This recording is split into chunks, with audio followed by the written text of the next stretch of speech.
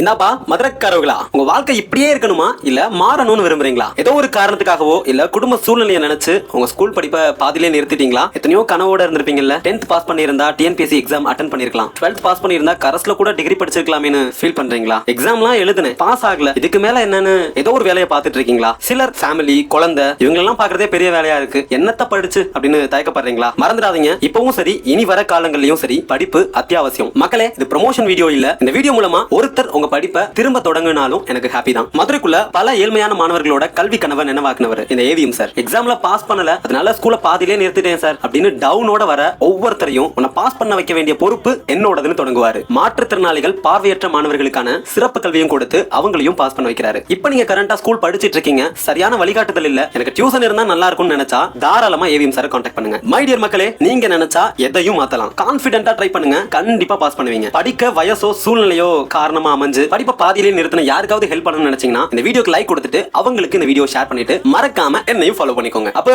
படிப்பு தான் எல்லாத்தையும் மாத்தும், மறந்துடாதீங்க.